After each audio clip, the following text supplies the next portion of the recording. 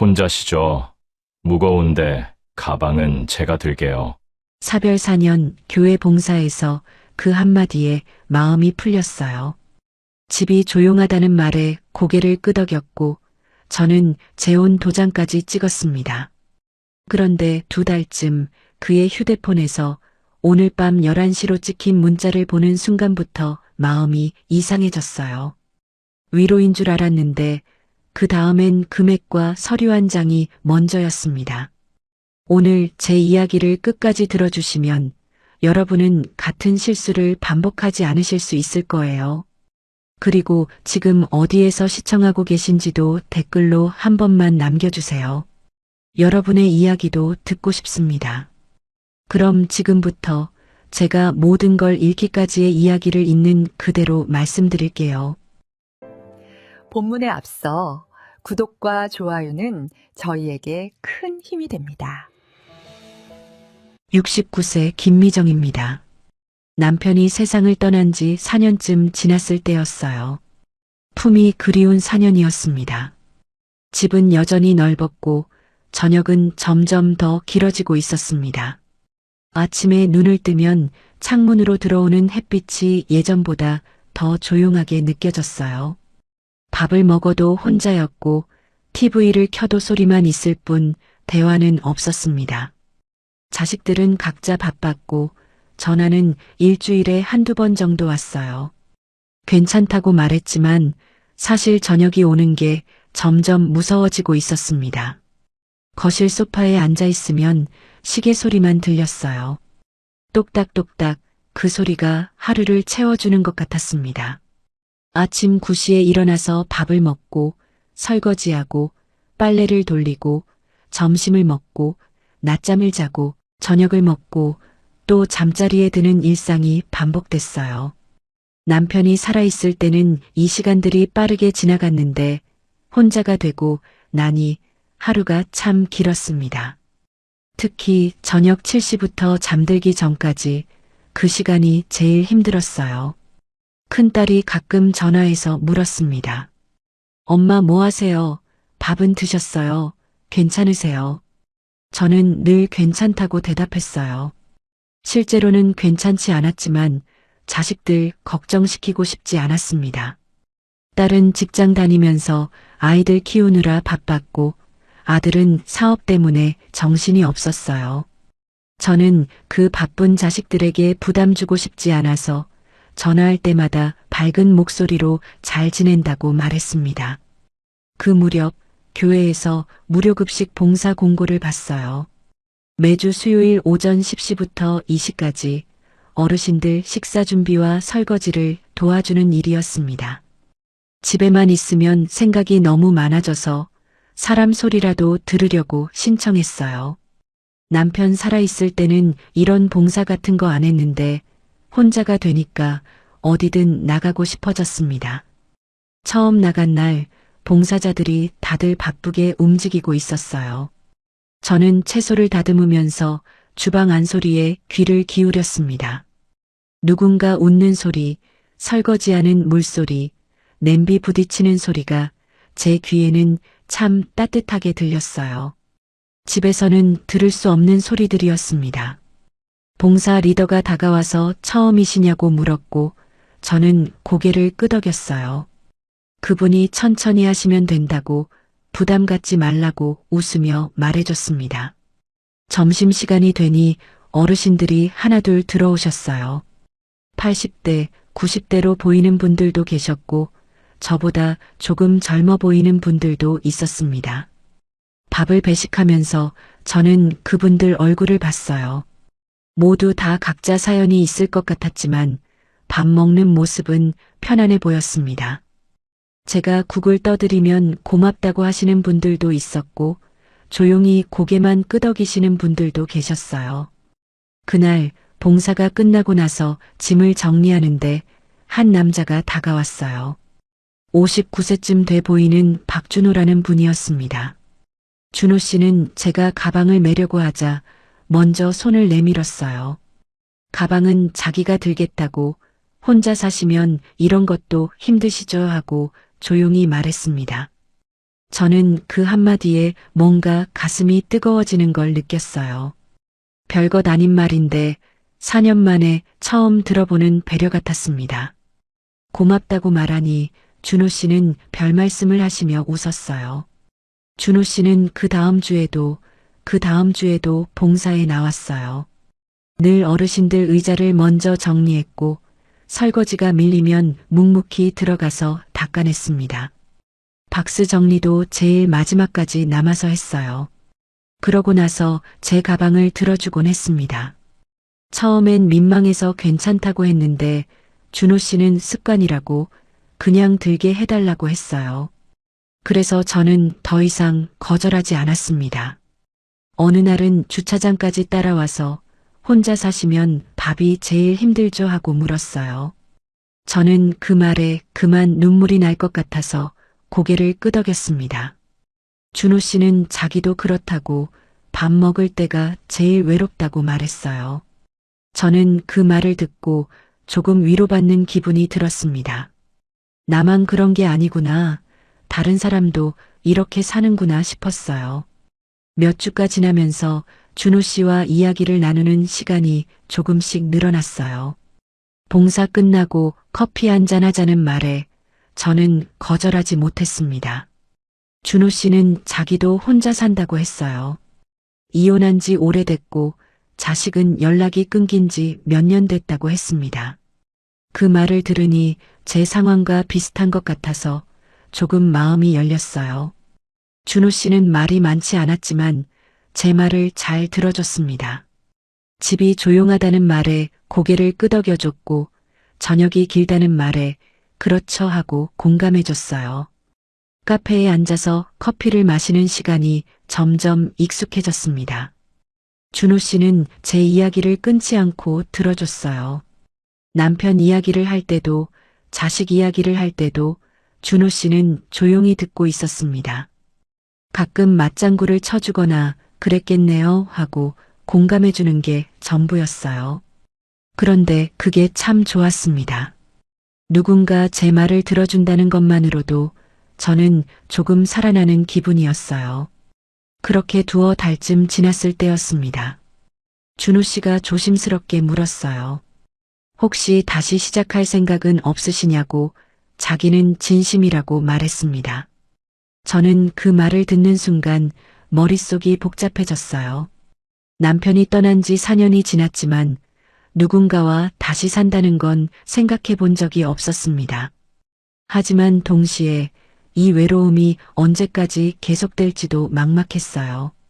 준호 씨는 급하게 대답하지 않아도 된다고 천천히 생각해 보라고 했습니다.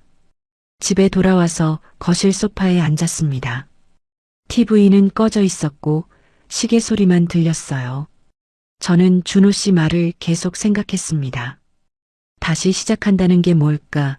누군가와 함께 산다는 게 지금 제게 필요한 걸까? 그런 생각들이 머릿속을 맴돌았어요. 한편으로는 남편한테 미안한 마음도 들었지만 또 한편으로는 이렇게 혼자 늙어가는 게 너무 힘들었습니다. 자식들에게 이야기했을 때 반응은 예상대로였어요. 큰딸은 왜 굳이 그러시냐고 지금도 충분히 잘 지내시잖냐고 말했습니다. 아들은 조금 더 직설적이었어요. 엄마 나이에 무슨 재혼이냐고 사람 잘 모르는데 괜히 고생만 하신다고 했습니다.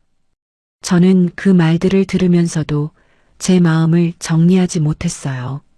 자식들 말이 맞는 것도 알았지만 집에 돌아와서 혼자 저녁을 먹을 때면 준호 씨 생각이 자꾸 났습니다. 밤에 누워서 천장을 보면 준호 씨 목소리가 들리는 것 같았어요. 혼자 사시면 밥이 제일 힘들죠. 그 말이 계속 귓가에 맴돌았습니다. 저는 그 말이 위로처럼 느껴졌어요. 누군가 제 외로움을 알아준다는 것, 그것만으로도 충분히 의미가 있다고 생각했습니다. 결국 저는 준호 씨에게 괜찮다고 답했어요. 혼인신고를 하자고 했을 때도 저는 크게 망설이지 않았습니다. 외로움도 외로움이었지만 자식들 앞에서 이 선택이 틀리지 않았다는 걸 보여주고 싶었어요. 제가 여전히 누군가를 선택할 수 있고 누군가와 함께할 수 있다는 걸 증명하고 싶었습니다. 그래서 구청에 가서 도장을 찍었어요. 재혼 도장을 찍는 순간 제 손이 조금 떨렸지만 기분은 나쁘지 않았습니다. 준호 씨는 혼인신고를 마치고 나오면서 웃었어요.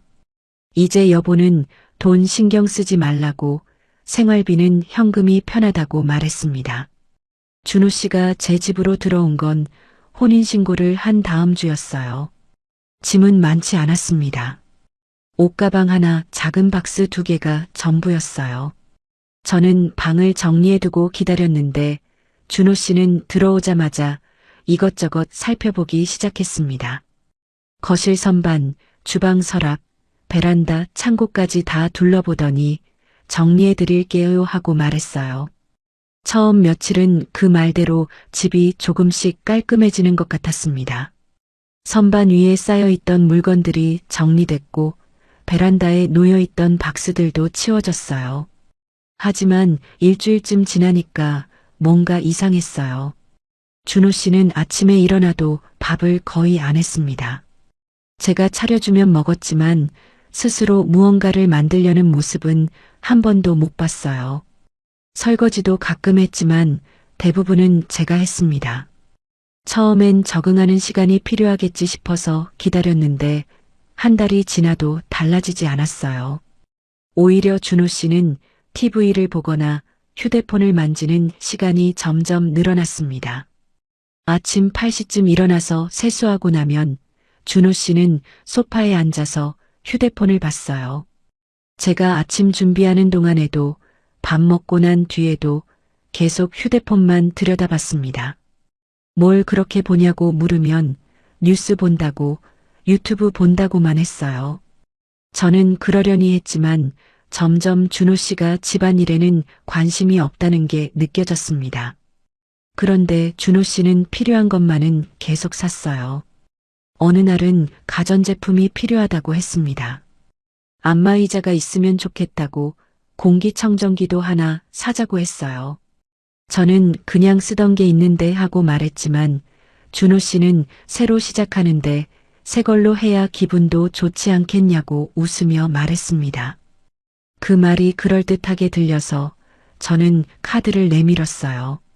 남편이 남긴 돈이 조금 있었고 예금과 적금도 있었습니다. 처음엔 그 돈으로 충분히 감당할 수 있다고 생각했어요. 안마의자는 180만 원이었고 공기청정기는 60만 원이었습니다. 배송이 오고 설치가 끝나는 동안 준호 씨는 기분 좋아 보였어요. 안마의자에 앉아서 좋다고, 이제 편하게 살 수 있겠다고 말했습니다. 저도 그 모습을 보면서 준호 씨가 만족스러워하니 다행이라고 생각했어요. 그런데 돈이 나가는 방식이 조금 이상했습니다. 준호 씨는 생활비를 현금으로 달라고 했어요. 카드는 불편하다고, 현금이 제일 편하다고 말했습니다. 그래서 저는 ATM에 가서 현금을 뽑아서 줬어요. 처음엔 50만 원을 줬고 그 다음엔 70만 원, 한 번은 100만 원도 뽑아줬습니다. 준호 씨는 그 돈을 받으면서 고맙다고, 잘 쓰겠다고 말했지만 뭘 샀는지는 잘 말해주지 않았어요. 가끔 옷 샀다고, 필요한 거 샀다고만 했습니다. 저는 그 무렵부터 통장을 자주 확인하지 않게 됐어요.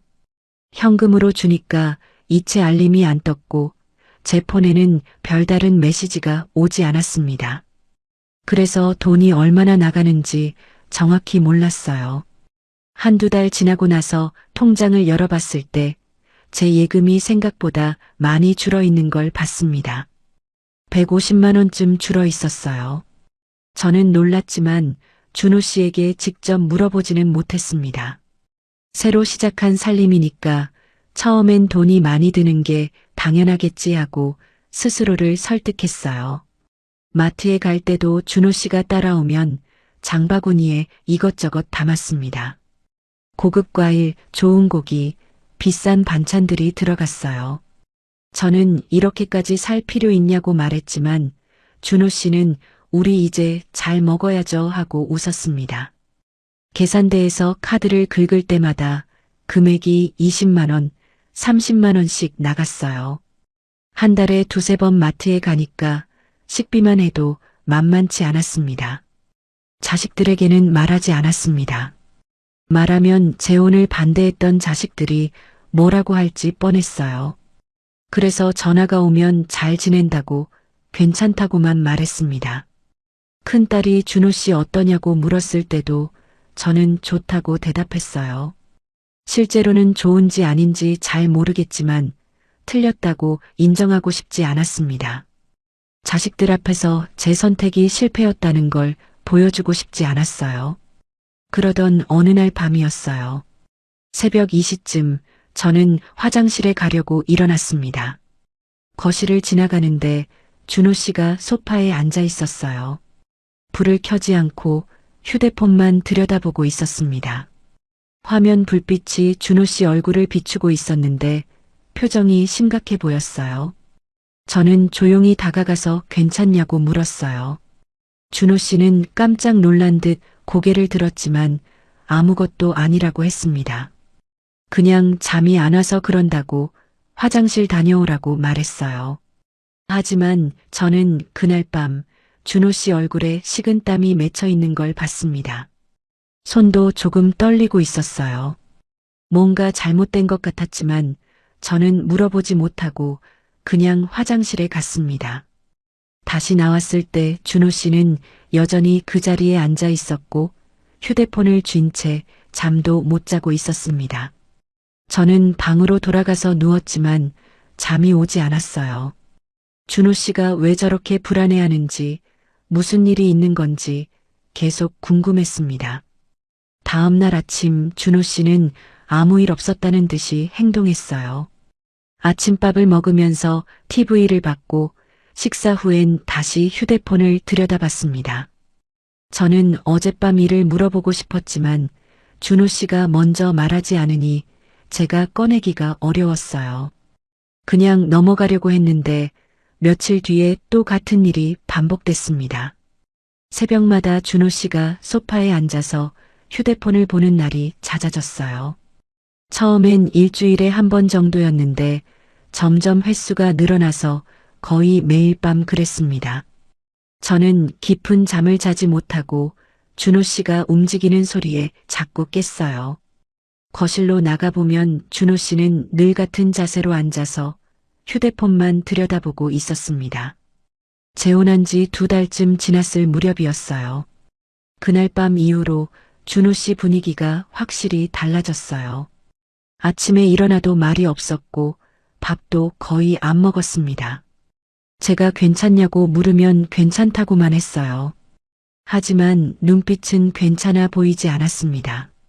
뭔가 쫓기는 사람처럼 계속 휴대폰만 들여다봤어요. 밥상 앞에 앉아서도 휴대폰을 놓지 않았고 TV를 보면서도 화면을 계속 확인했습니다. 며칠이 지나도 준호 씨 상태는 나아지지 않았어요. 오히려 더 심해졌습니다. 식사량도 줄었고 말수도 확연히 줄어들었어요. 제가 뭐라고 말을 걸면 응, 그래, 알았어 정도로만 대답했습니다. 표정도 점점 굳어갔어요. 웃는 모습을 본 지가 언제인지 기억이 안 날 정도였습니다. 그러던 어느 새벽 4시쯤이었습니다. 준호 씨가 제 어깨를 흔들며 깨웠어요. 저는 깜짝 놀라서 눈을 떴습니다. 어두운 방 안에서 준호 씨 얼굴이 보였는데 눈이 충혈돼 있었어요. 준호 씨는 울먹이는 목소리로 말했어요. 오늘만 넘기면 된다고 진짜 마지막이라고 했습니다. 저는 잠이 덜 깬 상태에서 무슨 일이냐고 물었지만 준호 씨는 대답 대신 금액부터 꺼냈어요. 300만 원만 오늘 안에 넣어야 한다고, 그러면 다 끝난다고 했습니다. 저는 그 순간 뭔가 이상하다는 걸 느꼈어요. 새벽에 깨워서 돈 이야기부터 하는 게 정상은 아니었습니다. 하지만 준호 씨 얼굴이 너무 절박해 보여서 저는 무슨 일인지 먼저 물어봤어요. 준호 씨는 설명을 제대로 하지 않았습니다. 그냥 급한 일이 있다고 오늘만 넘기면 괜찮다고만 반복했어요. 저는 이불 위에 앉아서 한참을 생각했습니다. 300만 원이라는 돈이 적은 돈은 아니었어요. 남편이 남긴 적금 중 하나를 깨야 하는 금액이었습니다. 하지만 준호 씨가 이렇게까지 간절하게 부탁하는 걸 보니 뭔가 정말 큰일이 난 것 같았어요. 제가 도와주지 않으면 어떻게 되는 건지 그게 더 무서웠습니다. 재혼이 실패로 보이는 게 싫었어요. 자식들 앞에서 틀렸다고 인정하고 싶지 않았습니다. 큰딸과 아들이 반대했을 때 저는 괜찮을 거라고 말했어요. 준호 씨와 잘 살 수 있다고 걱정하지 말라고 했습니다. 그런데 이제 와서 문제가 생겼다고 말하면 자식들이 뭐라고 할지 뻔했어요. 그래서 저는 혼자 감당하기로 했습니다. 그리고 품이 그리워서 선택한 사람이니까 한 번쯤은 도와줘야 하는 게 아닐까 싶었어요. 혼자 사는 게 너무 외로워서 재혼을 선택했는데 힘들 때 옆에 있어주지 않으면 그게 무슨 의미가 있겠냐는 생각도 들었습니다. 그래서 저는 결국 휴대폰을 집어들었어요. 은행 앱을 열었습니다. 적금 목록이 나왔고 그 중에서 만기가 얼마 안 남은 걸 선택했어요. 중도 해지 버튼을 누르니까 확인 화면이 떴습니다. 잠깐 망설였지만 준호 씨가 옆에서 제발이라고 속삭이는 걸 듣고 확인을 눌렀어요. 그리고 준호 씨 계좌로 300만 원을 보냈습니다. 이체 완료 알림이 뜨는 순간 준호 씨는 깊게 한숨을 쉬며 안도하는 표정을 지었어요. 고맙다고, 정말 고맙다고 준호 씨가 말했습니다. 저는 그 말을 들으면서도 가슴 한편이 무거웠어요. 뭔가 잘못된 선택을 한 것 같은 느낌이 들었지만 이미 돈을 보낸 뒤였습니다. 준호 씨는 다시 방으로 나가서 휴대폰을 들여다봤고 저는 혼자 누워서 천장을 봤습니다. 잠은 오지 않았어요. 하지만 그날부터 준호 씨 말투가 달라졌어요. 고맙다는 말 대신 당신도 알잖아 하는 말이 나왔습니다. 당신이 해준 거잖아. 당신이 괜찮다고 했잖아 하는 식이었어요.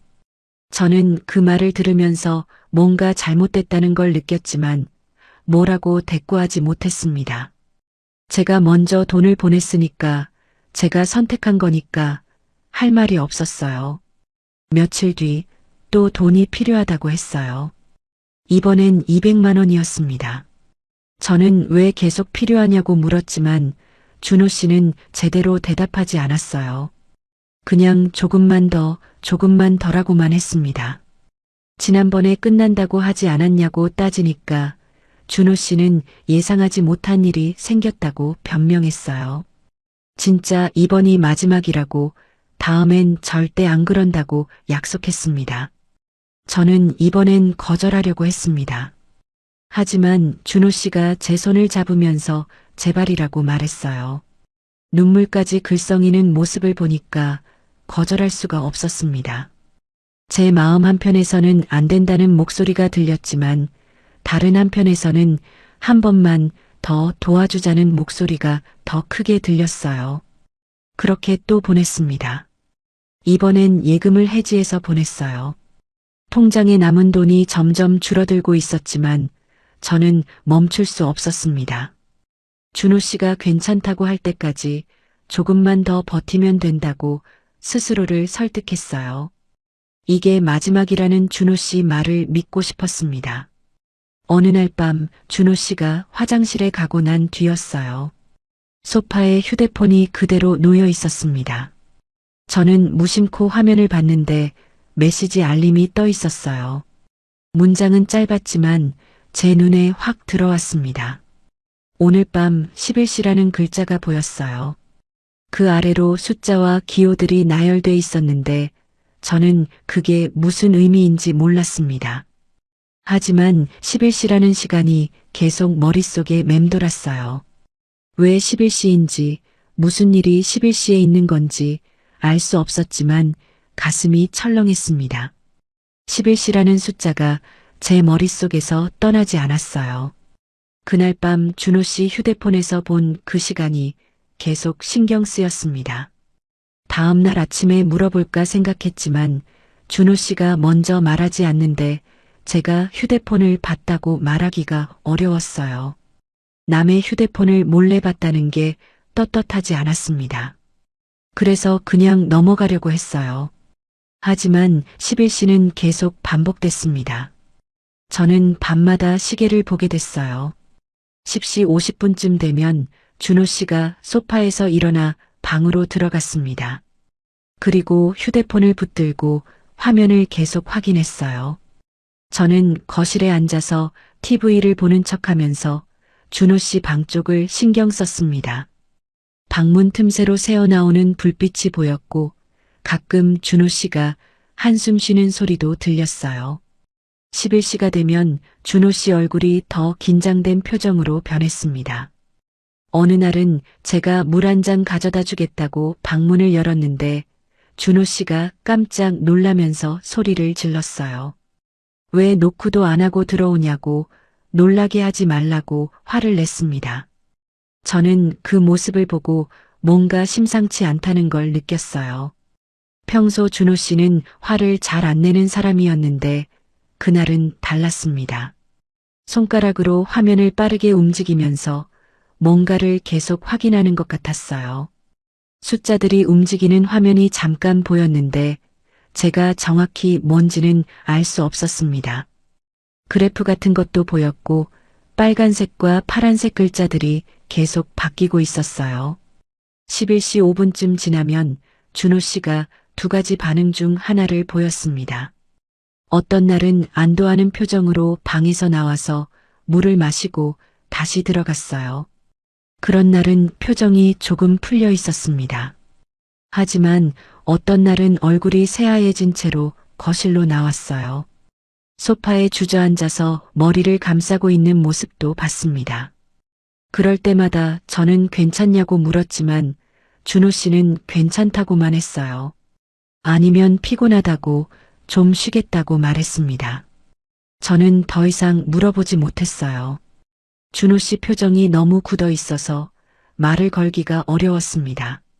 그런데 11시가 지나고 나면 패턴이 거의 똑같았습니다. 준호 씨가 또 돈을 요구했어요. 때로는 그날 밤 새벽에 저를 깨웠고 때로는 다음 날 아침 일찍 말을 꺼냈습니다. 50만 원, 80만 원, 한 번은 150만 원까지 달라고 했어요. 금액은 제각각이었지만 요구하는 방식은 비슷했습니다. 급하다는 말부터 시작했어요. 오늘 안에 필요하다고, 내일은 안 된다고 말했습니다. 그리고 마지막이라는 말을 꼭 덧붙였어요. 이번이 진짜 마지막이라고, 다음엔 절대 이런 일 없을 거라고 약속했습니다. 저는 그 말을 처음엔 믿었지만 점점 믿기 어려워졌어요.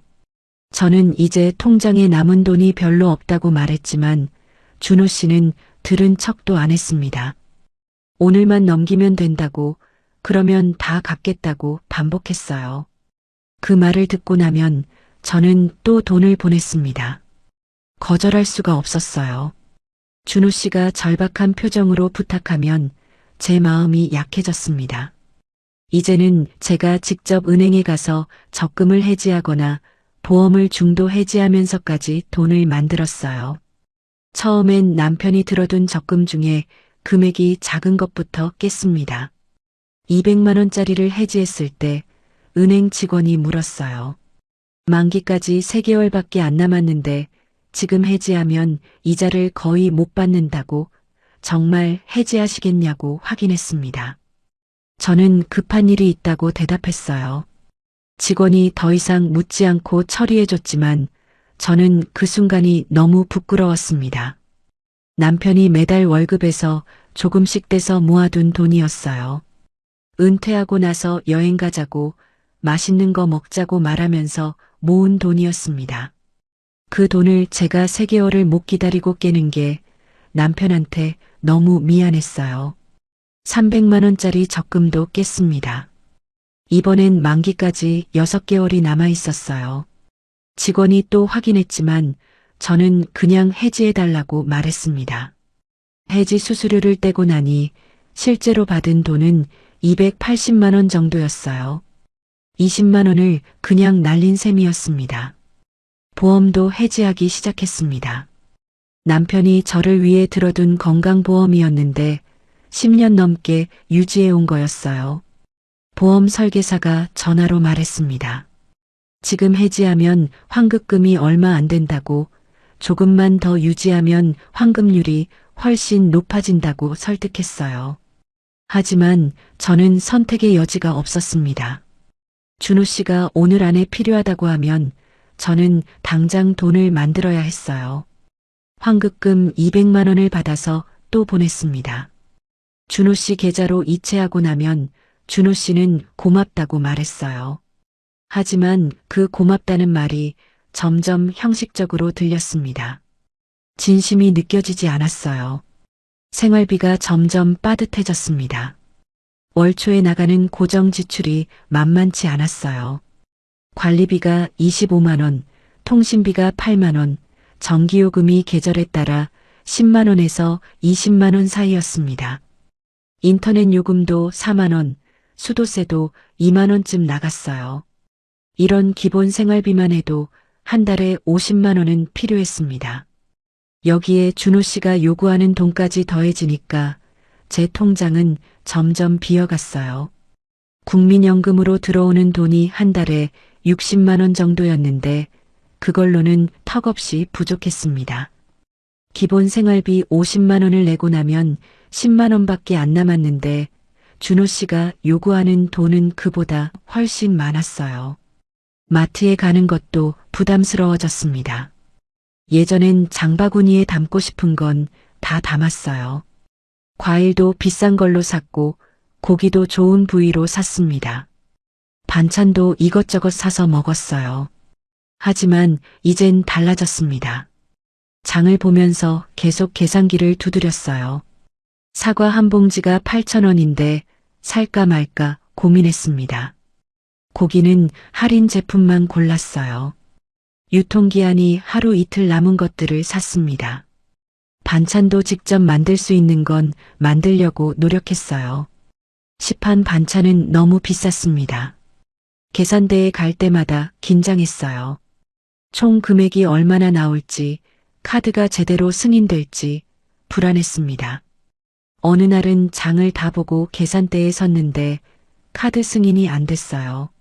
직원이 카드를 다시 긁어봤지만 역시 거절됐습니다. 한도 초과라는 메시지가 화면에 떴어요. 저는 당황해서 지갑을 뒤졌습니다. 다행히 현금이 조금 있어서 그걸로 계산했지만 그 순간이 너무 창피했어요. 뒤에 줄 서 있던 사람들이 저를 쳐다봤습니다. 카드가 막힌 할머니를 보는 눈빛이었어요. 저는 고개를 숙이고 빨리 마트를 나왔습니다. 차 안에 앉아서 한참을 울었어요. 남편 살아있을 때는 이런 일이 없었습니다. 돈 걱정 없이 장을 받고 카드도 문제없이 썼어요.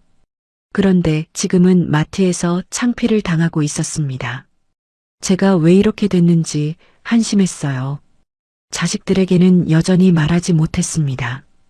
큰딸이 전화해서 괜찮으시냐고 물으면 저는 괜찮다고 대답했어요. 목소리를 최대한 밝게 내려고 노력했습니다. 하지만 점점 어려워졌어요. 목소리에서 기운이 빠져나가는 게 느껴졌습니다. 큰딸이 어느 날 물었어요. 엄마 목소리가 이상하다고, 무슨 일 있냐고 물었습니다. 저는 감기 기운이 있다고 둘러댔어요. 날씨가 쌀쌀해서 그런 것 같다고 말했습니다. 딸은 병원 가보시라고, 약 드시라고 했어요. 저는 알았다고 대답하고 전화를 끊었습니다. 전화를 끊고 나면 저는 혼자 앉아서 한숨을 쉬었어요. 딸한테 말하고 싶었습니다. 엄마가 지금 힘들다고, 도와달라고 말하고 싶었어요. 하지만 입이 떨어지지 않았습니다. 딸이 재혼 반대했을 때 저는 괜찮다고 말했어요. 준호 씨와 잘 살 수 있다고 장담했습니다. 그런데 이제 와서 틀렸다고 인정하는 게 너무 부끄러웠어요. 아들은 한 달에 한 번 정도 전화했습니다. 짧게 안부만 묻고 끊는 스타일이었어요. 어느 날 아들이 갑자기 물었습니다. 엄마 돈 괜찮으시냐고, 혹시 필요한 거 없냐고 물었어요. 저는 그 질문에 깜짝 놀랐습니다. 왜 갑자기 그런 걸 묻냐고 되물었어요. 아들은 그냥 궁금해서 그랬다고 했습니다. 재혼하시면 돈 많이 들 텐데 괜찮으신가 싶어서 물어봤다고 했어요. 저는 괜찮다고 대답했습니다. 아빠가 남긴 돈으로 잘 지낸다고 걱정하지 말라고 말했어요. 거짓말이었습니다. 아빠가 남긴 돈은 이미 반 이상 사라진 상태였어요. 하지만 진실을 말할 수가 없었습니다. 아들한테 돈 달라고 할 수도 없었고 도와달라고 말하기도 창피했어요. 11시는 계속 반복됐습니다. 준호 씨는 밤마다 11시 전에 돈을 넣어야 한다고 말했어요. 오늘 안에 넣어야 한다고, 시간이 없다고 했습니다. 그 말을 들을 때마다 저는 가슴이 조여왔어요.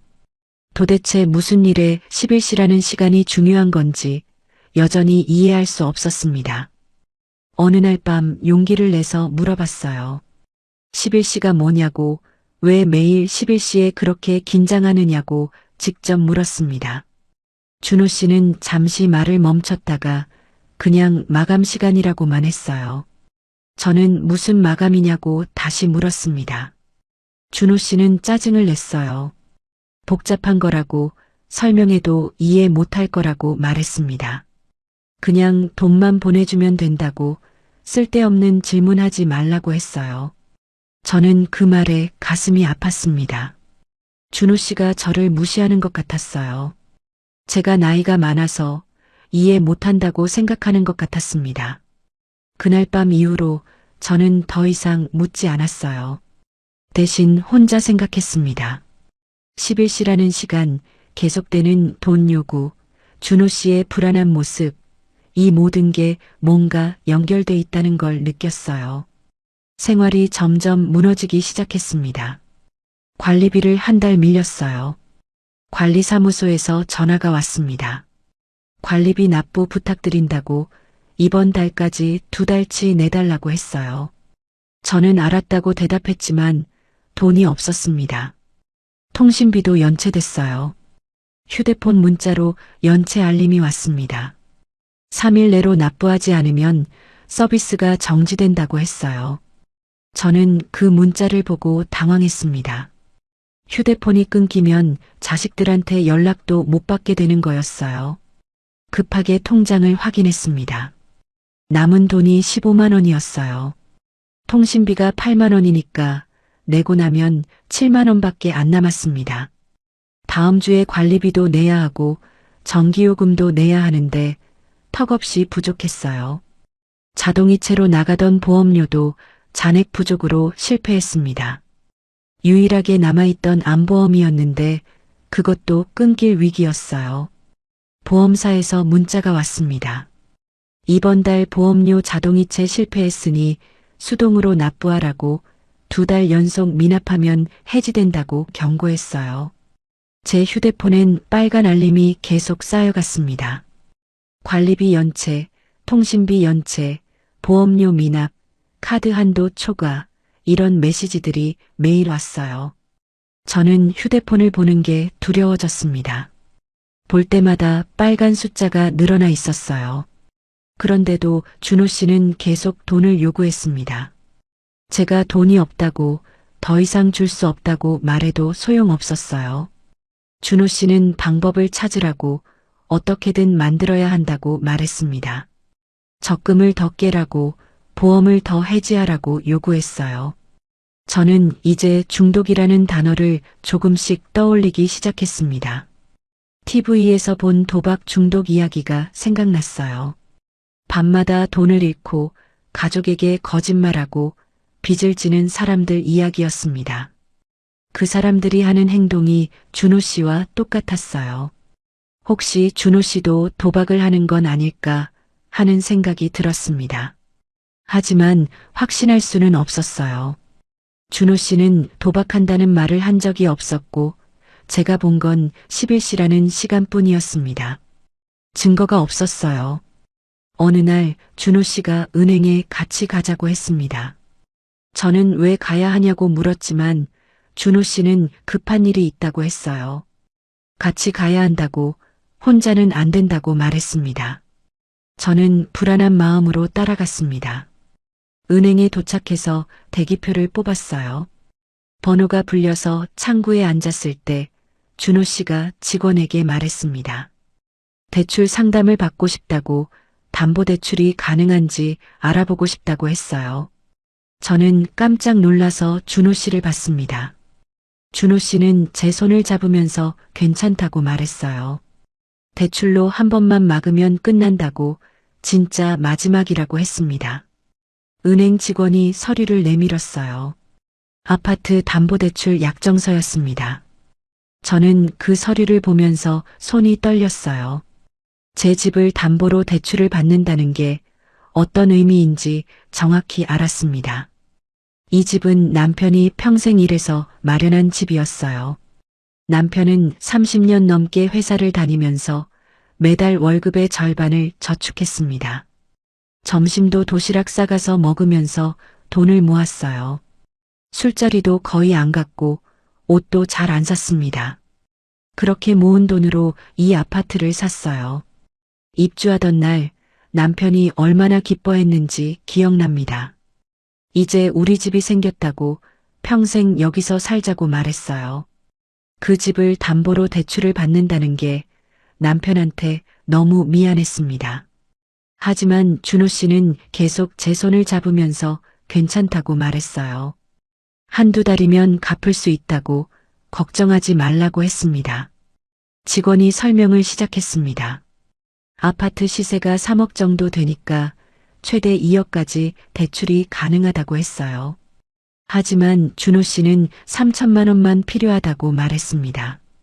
저는 그 금액을 듣고 숨이 막혔어요. 3천만 원이라는 돈이 얼마나 큰 돈인지 감이 잘 안 왔지만 무서웠습니다. 직원이 이자율을 설명했어요. 연 4.5%라고 했습니다. 한 달 이자가 대략 56만 원쯤 나온다고 계산해 줬어요. 저는 그 금액을 듣고 깜짝 놀랐습니다. 한 달에 56만 원씩 이자를 내야 한다는 게 제 수입으로는 감당할 수 없는 금액이었어요. 제가 걱정스러운 표정을 짓자 준호 씨가 빨리 말했습니다. 한두 달만 버티면 된다고, 자기가 곧 돈을 마련해서 갚겠다고 했어요. 저는 어떻게 마련하느냐고 물었지만 준호 씨는 방법이 있다고만 했습니다. 구체적으로 말하지 않았어요. 준호 씨는 제 옆에서 계속 다급하게 말했습니다. 오늘 밤 10일시 전에 넣어야 한다고, 강제 청산이 된다고 했어요. 저는 강제 청산이 뭔지 정확히 몰랐습니다. 하지만 준호 씨 목소리가 너무 절박해서 뭔가 엄청난 일이 벌어질 것 같았어요. 직원이 다시 물었습니다. 정말로 대출을 진행하시겠냐고, 신중하게 생각해 보시라고 했어요. 담보대출은 집을 걸고 하는 거라서 갚지 못하면 집을 잃을 수도 있다고 경고했습니다. 저는 그 말을 듣고 더 불안해졌어요. 하지만 준호 씨가 제 팔을 꽉 잡으면서 괜찮다고 속삭였습니다. 진짜 마지막이라고, 이번만 넘기면 다 끝난다고 계속 말했어요. 저는 준호 씨 얼굴을 봤습니다. 눈이 충혈돼 있었고 식은땀이 흐르고 있었어요. 손도 떨리고 있었습니다. 저는 한참을 고민했어요. 이 선택을 하면 안 된다는 걸 알았습니다. 하지만 준호 씨가 이렇게까지 간절하게 부탁하는데 거절할 수가 없었어요. 그리고 이미 여기까지 왔는데 지금 와서 멈추면 지금까지 보낸 돈은 어떻게 되나 하는 생각도 들었습니다. 결국 저는 서명했습니다. 직원이 주는 펜을 들었어요. 손이 너무 떨려서 글씨가 제대로 안 써졌습니다. 한 번, 두 번, 세 번 서명하고 도장도 찍었어요. 그리고 휴대폰으로 승인 절차를 진행했습니다. 화면에 승인 완료라는 메시지가 떴고 2,800만 원이 대출됐습니다. 그 돈은 바로 준호 씨가 알려준 계좌로 이체됐어요. 제 계좌로 들어왔다가 곧바로 다른 계좌로 빠져나갔습니다. 저는 그 과정을 지켜보면서 뭔가 돌이킬 수 없는 선을 넘었다는 걸 느꼈어요. 가슴 깊은 곳에서 무언가가 무너지는 소리가 들리는 것 같았습니다. 은행을 나오면서 저는 다리에 힘이 풀렸어요. 제대로 걷지 못하고 비틀거렸습니다. 준호 씨는 제 팔을 잡아주면서 고맙다고 말했어요. 진짜 이번이 마지막이라고, 다신 이런 일 없을 거라고 또 약속했습니다. 저는 고개를 끄덕였지만 준호 씨 말이 믿어지지 않았어요. 이미 몇 번째 마지막인지 기억도 안 났습니다. 집으로 돌아오는 버스 안에서 저는 창밖을 봤습니다. 사람들이 지나다니고 차들이 움직이고 세상은 평범하게 돌아가고 있었어요. 하지만 제 세상은 무너지고 있었습니다. 아무도 몰랐어요. 이 버스에 탄 사람들 중에 방금 집을 담보로 대출받은 할머니가 앉아 있다는 걸 아무도 몰랐습니다. 며칠 뒤 통장을 확인하니 이자가 빠져나가 있었어요. 56만 원이었습니다. 저는 그 금액을 보고 충격을 받았어요. 이게 현실이구나. 매달 이 돈을 내야 하는구나. 실감했습니다. 제 월 수입은 국민연금 60만 원이 전부였어요. 이자 56만 원을 내고 나면 4만 원밖에 안 남았습니다. 4만 원으로 한 달을 어떻게 살라는 건지 막막했어요. 관리비만 해도 25만 원이 나가는데 턱없이 부족했습니다. 계산기를 두드리면서 계산해 봤어요. 관리비 25만 원, 통신비 8만 원, 전기요금 15만 원, 인터넷 4만 원, 수도세 2만 원 합치면 54만 원이었습니다. 여기에 식비까지 생각하면 최소 80만 원은 필요했어요. 하지만 제게 남는 돈은 4만 원뿐이었습니다. 저는 이제 어떻게 해야 할지 막막했습니다. 자식들한테 말해야 하나 아니면 혼자 해결할 방법을 찾아야 하나 계속 고민했어요. 하지만 자식들한테 말하는 건 여전히 어려웠습니다. 재혼을 반대했던 자식들에게 이제 와서 도와달라고 말할 수가 없었어요. 저는 은행에 다시 갔습니다. 이번엔 혼자 갔어요. 준호 씨 몰래 아침 일찍 나갔습니다. 준호 씨한테는 시장 간다고 거짓말했어요. 은행에 도착해서 창구에 앉았습니다. 직원에게 부탁했어요. 거래 내역을 출력해달라고. 지난 6개월치 전부 다 필요하다고 말했습니다. 직원이 잠시 기다리라고 하더니 여러 장의 종이를 출력해서 건네줬어요. A사 용지로 10장이 넘었습니다. 저는 그 종이를 받아들고 은행 로비 의자에 앉았어요. 손이 떨렸습니다. 첫 장을 펼쳤을 때 저는 숨이 막혔어요. 지난 3개월 동안 나간 돈이 한눈에 보였습니다. 하나하나 확인하면서 저는 믿을 수가 없었어요. 이렇게 많은 돈이 나갔다는 게 현실 같지 않았습니다. 거래 항목을 자세히 봤습니다. 오암호화폐 거래소 입금이라고 적힌 게 여러 개 있었어요.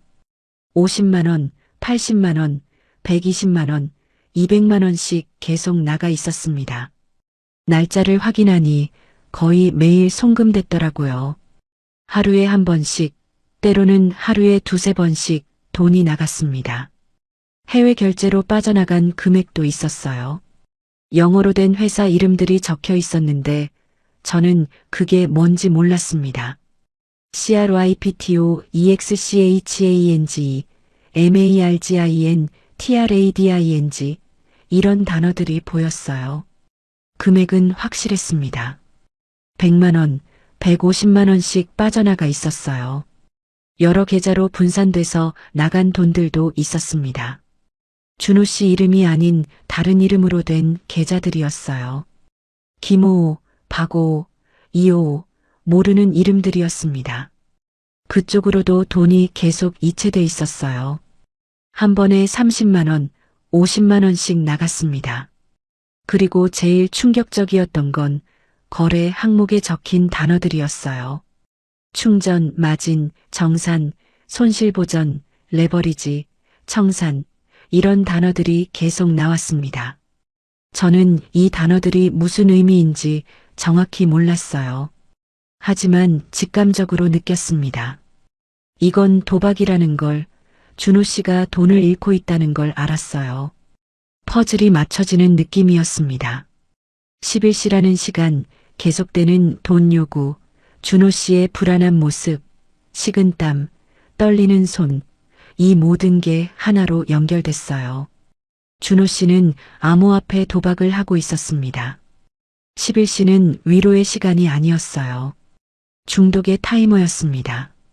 매일 밤 11시 전에 돈을 넣어야 강제 청산을 피할 수 있었고, 그래서 저에게 계속 돈을 요구했던 거였어요. 저는 그제야 모든 게 이해됐습니다. 거래 내역을 계속 넘기면서 저는 총액을 계산해 봤습니다. 종이 한쪽에 숫자를 적기 시작했어요. 처음 준호 씨에게 현금으로 준 돈들을 합쳤습니다. 50만 원, 70만 원, 100만 원, 80만 원. 합치니 대략 420만 원 정도 됐어요. 그 다음엔 적금 깬 돈을 계산했습니다. 200만 원짜리 적금, 300만 원짜리 적금, 250만 원짜리 적금.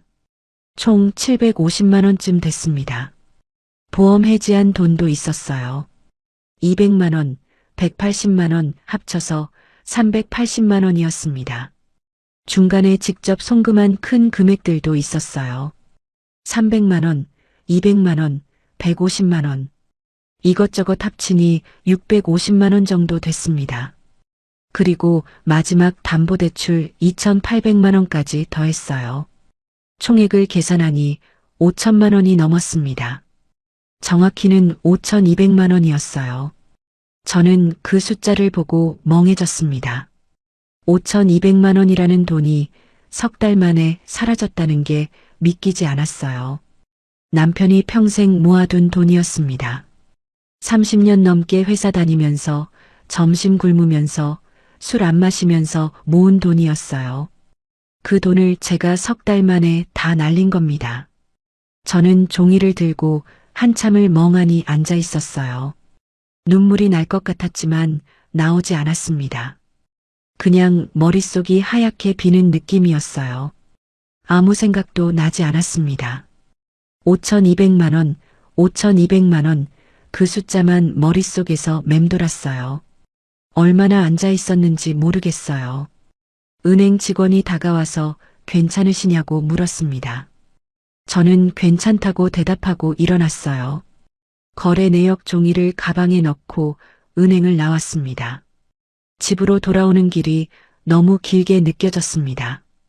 버스를 타고 가면서 저는 계속 거래 내역을 들여다봤어요. 숫자들이 눈에 들어왔다 나갔다 했습니다.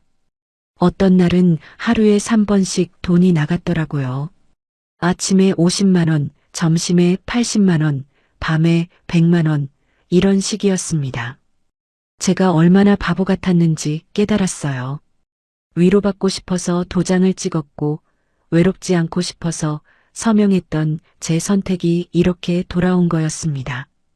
준호 씨의 중독도 문제였지만 저도 문제였어요. 경계선을 넘는 순간마다 저는 제 손으로 직접 문을 열었습니다. 첫 번째 현금 50만 원을 줄 때 멈출 수 있었어요. 적금 깰 때도 멈출 수 있었습니다. 보험 해지할 때도 담보대출 서명할 때도 언제든 멈출 수 있었어요. 하지만 저는 계속 앞으로 나갔습니다. 외로움 때문이었어요. 혼자 사는 게 너무 힘들어서 누군가와 함께하고 싶어서 그 마음이 판단을 흐렸습니다. 그리고 체면 때문이었어요. 자식들 앞에서 틀렸다고 인정하기 싫어서 계속 거짓말했습니다. 집에 도착했을 때 준호 씨는 없었습니다. 외출한다는 말도 없이 나간 상태였어요. 저는 거실에 앉아서 거래 내역을 다시 펼쳤습니다. 하나하나 확인하면서 제 인생이 어떻게 이렇게 됐는지 생각했어요. 저녁 무렵 준호 씨가 돌아왔습니다. 현관문이 열리는 소리가 들렸어요. 그런데 평소와 달리 거실로 오지 않고 바로 방으로 들어가는 소리가 났습니다. 저는 이상하다는 생각이 들어서 일어나서 방 쪽으로 갔어요. 방문을 열고 들어가니 준호 씨가 가방을 챙기고 있었습니다. 준호 씨는 옷장을 열어서 옷을 꺼내고 있었어요. 서랍도 열어서 속옷, 양말을 챙기고 있었습니다. 가방 하나가 침대 위에 펼쳐져 있었고 거기에 옷들을 넣고 있었어요. 저는 방문 앞에 서서 지켜봤습니다. 뭐 하는 거냐고 물었어요. 준호 씨는 고개도 들지 않고 대답했습니다. 잠깐 나갔다 오겠다고 며칠 있다 온다고 말했어요. 저는 어디 가냐고 왜 가냐고 물었지만 준호 씨는 대답하지 않았습니다. 그냥 급한 일이 있다고 전화는 받을 수 있다고만 했어요. 저는 거실로 가서 가방에 넣어둔 거래 내역을 꺼냈습니다. 그걸 들고 다시 방으로 들어가서 준호 씨 앞에 내밀었어요. 이게 뭐냐고, 이 돈 다 어디 간 거냐고 물었습니다. 준호 씨는 종이를 보더니 얼굴이 굳어졌어요. 한참을 말이 없었습니다. 그러다가 한숨을 쉬며 미안하다고 말했어요. 저는 미안하다는 말로 끝날 일이 아니라고 5천만 원이 넘는 돈이 석 달 만에 사라졌다고 소리쳤습니다. 이걸 어떻게 할 거냐고 돈 돌려받아야 한다고 따졌어요. 준호 씨는 돌려줄 거라고 말했습니다. 조금만 시간을 달라고 방법을 찾아보겠다고 했어요. 하지만 그 말이 믿어지지 않았습니다. 이미 몇 번째 거짓말인지 모르겠었어요. 마지막이라는 말을 몇 번이나 들었는지 기억도 안 났습니다. 준호 씨는 가방 지퍼를 닫고 일어났어요. 저는 가방 끈을 잡으면서 어디 가냐고 물었습니다. 지금 도망가는 거냐고, 돈은 어떻게 할 거냐고 소리쳤어요. 준호 씨는 제 손을 뿌리쳤습니다. 생각보다 힘이 셌어요. 저는 뒤로 휘청거렸습니다. 준호 씨가 말했어요. 지금은 여기 있으면 안 된다고 며칠만 피해 있겠다고 했습니다. 누구한테 피하냐고 물으니 준호 씨는 대답하지 않았어요. 그냥 방을 나가려고 했습니다. 저는 팔을 붙잡았어요. 가면 안 된다고 여기 남아서 같이 해결하자고 말했습니다. 하지만 준호 씨는 제 손을 다시 뿌리쳤어요. 그리고 현관으로 향했습니다. 저는 따라가면서 계속 물었어요. 돈은 어떻게 할 거냐고, 이대로 도망가는 거냐고 소리쳤습니다. 준호 씨는 현관문을 열면서 한 번만 더 기회를 달라고 말했습니다. 돈은 꼭 갚겠다고 연락하겠다고 했어요. 그리고 문을 닫고 나갔습니다. 저는 문을 열고 복도로 나갔지만 준호 씨는 이미 엘리베이터를 타고 있었어요. 저는 계단으로 뛰어내려갔습니다. 69세 나이에 계단을 뛰어내려간 건 처음이었어요. 숨이 찼지만 멈출 수 없었습니다. 1층에 도착했을 땐 이미 준호 씨 모습이 보이지 않았어요. 아파트 단지 입구 쪽을 봤지만 사람들만 지나다니고 준호 씨는 없었습니다. 휴대폰을 꺼내서 전화를 걸었습니다. 신호음이 몇 번 울리더니 곧 꺼져 있다는 멘트가 나왔어요. 준호 씨가 전화기를 껐습니다. 문자를 보냈지만 읽음 표시도 뜨지 않았어요. 준호 씨는 완전히 연락을 끊은 상태였습니다. 저는 집으로 돌아왔습니다. 거실에 앉아서 어떻게 해야 할지 생각했어요. 경찰에 신고해야 하나 아니면 혼자 찾아야 하나 머릿속이 복잡했습니다. 일단은 준호 씨를 찾아야겠다고 생각했어요. 다음 날 아침 일찍 저는 발로 뛰기 시작했습니다. 제일 먼저 교회 봉사처에 갔어요. 봉사 리더에게 준호 씨를 봤냐고 물었지만 오늘 안 나왔다고 했습니다. 며칠째 안 보인다고 무슨 일 있냐고 오히려 물어봤어요. 저는 아무것도 아니라고 대답하고 나왔습니다. 교회 사람들한테 제 상황을 말하고 싶지 않았어요. 준호 씨가 자주 들르던 곳들을 다 찾아다녔습니다. 아파트 근처 편의점에 가서 직원에게 물었어요. 이 사람 봤냐고 휴대폰으로 준호 씨 사진을 보여줬습니다. 직원은 모른다고 했어요.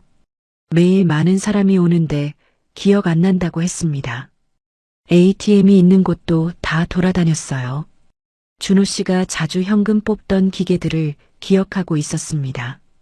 혹시 거기서 만날 수 있을까 싶어서 갔지만 준호 씨는 없었어요. 작은 카페도 갔습니다. 준호 씨가 가끔 혼자 앉아서 커피 마시던 곳이었어요. 카페 주인한테 물었습니다. 이 사람 봤냐고 사진을 보여줬어요. 주인은 며칠 전까지는 자주 왔는데 요즘은 안 보인다고 말했습니다. 마지막으로 본 게 언제냐고 물으니 일주일쯤 됐다고 했어요. 저는 사람을 찾는 게 아니라 돈이 지나간 길을 따라가는 기분이 들었습니다. 준호 씨가 어디 있는지보다 제 돈이 어디로 사라졌는지가 더 궁금했어요. 하지만 돈은 이미 다 없어진 상태였습니다. 거래 내역에 적힌 거래소들, 해외 결제 회사들, 그쪽으로 다 빠져나간 돈이었어요. 되찾을 방법이 없었습니다. 며칠을 찾아다녔지만 준호 씨는 나타나지 않았어요. 전화도 계속 꺼져 있었습니다. 저는 이제 법적인 절차를 밟아야겠다고 생각했어요. 법원에 가기로 했습니다. 법원 민원실에 갔을 때 직원이 친절하게 안내해 줬어요. 이혼 소송을 하려면 어떻게 해야 하냐고 물었습니다. 직원이 여러 가지를 설명해 줬는데 제일 중요한 건 송달 주소였어요. 상대방이 어디 사는지 알아야 서류를 보낼 수 있다고 했습니다. 저는 준호 씨 주소를 몰랐습니다. 혼인신고할 때 적혀 있던 주소를 말했더니 직원이 그 주소로 확인 서류를 보내보겠다고 했어요. 며칠 뒤 연락이 왔습니다.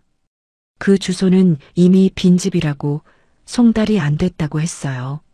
민원실 직원이 설명했습니다.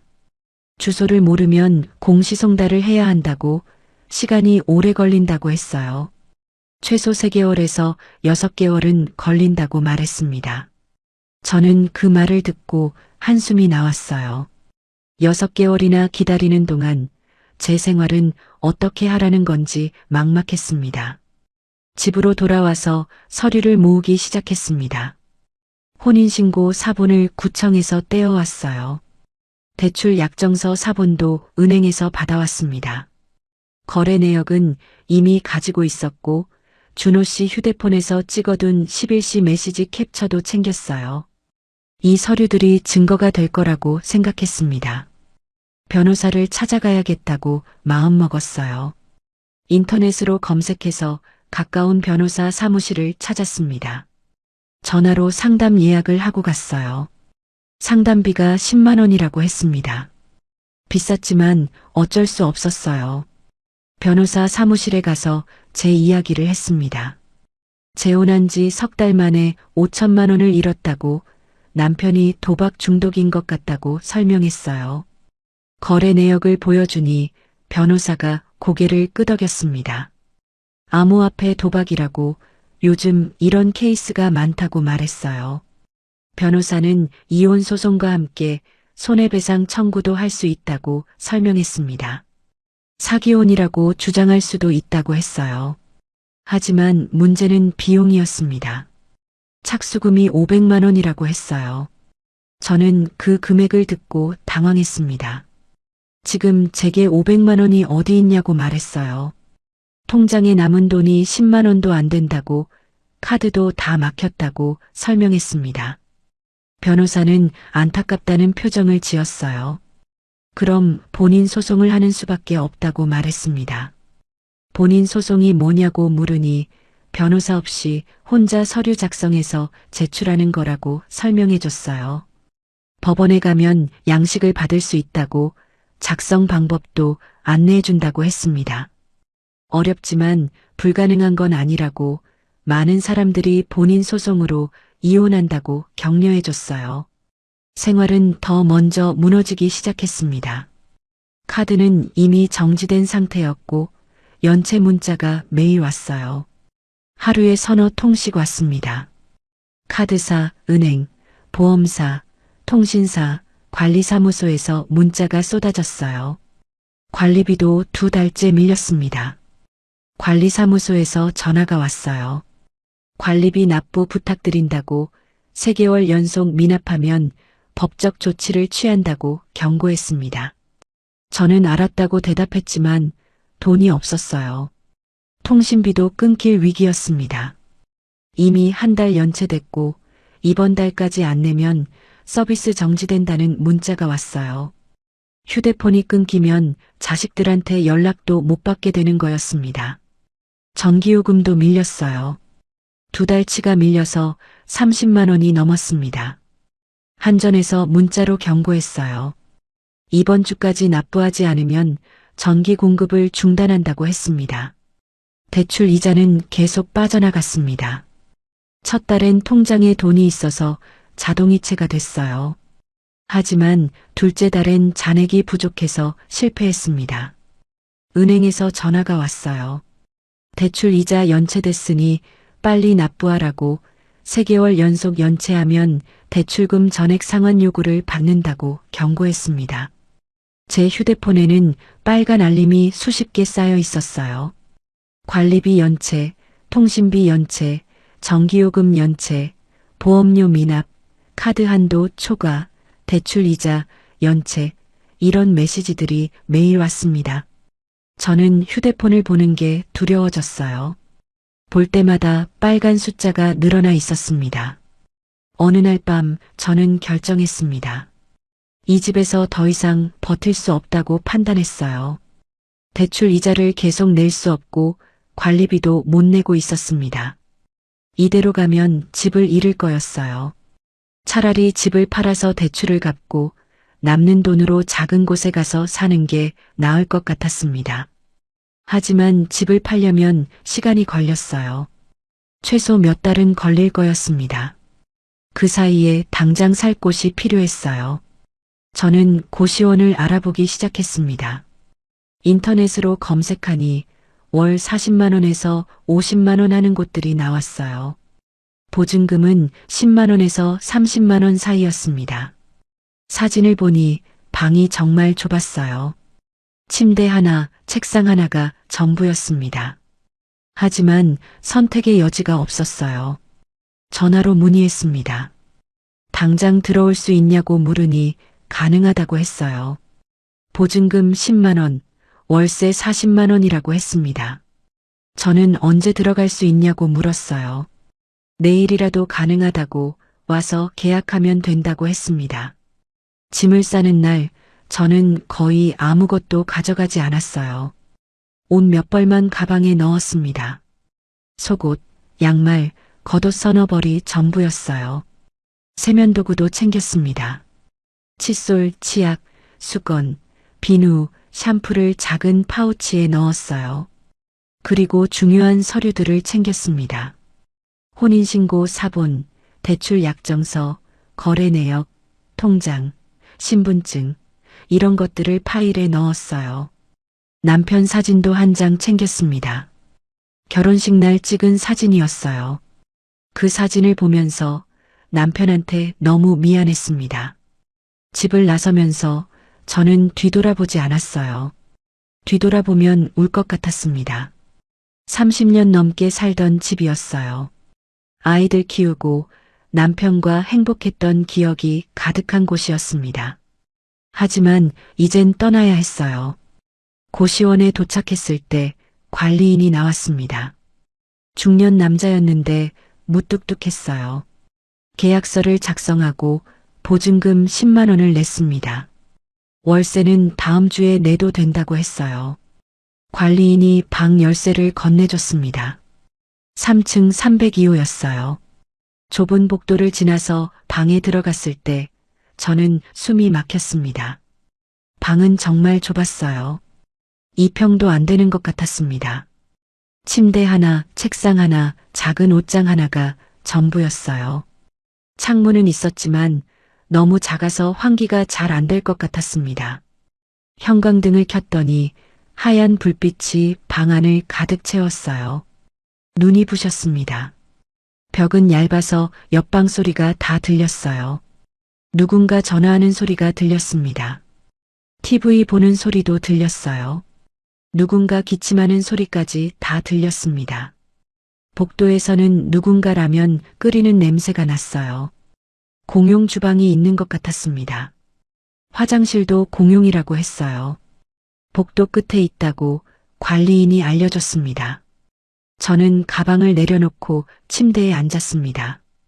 침대는 딱딱했어요. 매트리스가 얇아서 스프링이 느껴졌습니다. 하지만 이게 지금 제가 누울 수 있는 유일한 침대였어요. 책상 앞에 앉았습니다. 책상도 작았어요. 노트북 하나 놓으면 꽉 찰 크기였습니다. 저는 가방에서 서류들을 꺼냈어요. 거래 내역, 대출 서류, 이혼 소장 초안을 책상 위에 놓았습니다. 이 서류들이 제가 가진 전부였어요. 이걸로 준호 씨를 찾고 이혼하고 돈을 돌려받아야 했습니다. 하지만 어떻게 해야 할지 막막했어요. 변호사 비용도 없고 준호 씨 주소도 모르고 돈은 이미 다 사라졌습니다. 창문 밖을 봤습니다. 밤거리가 보였어요. 불빛이 깜빡이고 사람들이 지나다녔습니다. 차들도 지나갔어요. 세상은 평범하게 돌아가고 있었습니다. 하지만 제 세상은 무너진 상태였어요. 저는 그 불빛을 보면서 생각했습니다. 지옥은 갑자기 오는 게 아니라 제가 한 걸음씩 들어간 거라는 걸 이제 알았어요. 첫 번째 발걸음은 외로움 때문에 찍은 재혼 도장이었습니다. 두 번째는 체면 때문에 보낸 첫 돈이었어요. 세 번째는 자식들에게 숨기기 위해 계속 보낸 돈들이었습니다. 그리고 마지막은 제 집을 담보로 찍은 서명이었어요. 그 모든 순간마다 저는 제 손으로 직접 문을 열었습니다. 누가 강요하지 않았어요. 제가 선택했습니다. 외로움도 체면도 다 제 문제였어요. 그 결과가 지금 이 좁은 고시원입니다. 고시원 책상에 앉아서 저는 서류를 들여다봤습니다. 이혼 소장을 어떻게 써야 할지, 손해배상 청구는 어떻게 해야 할지 아무것도 몰랐어요. 하지만 해야 했습니다. 이대로 무너질 수는 없었어요. 그리고 여러분께 묻고 싶습니다. 만약 여러분이라면 어느 순간에 멈추셨을까요?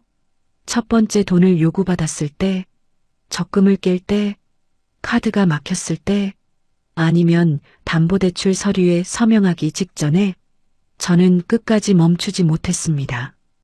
그 결과가 지금 여기에요. 2평도 안 되는 이 방이 제 69년 인생이 도착한 곳입니다. 곳입니다. 곳입니다. 곳입니다. 곳입니다. 곳입니다.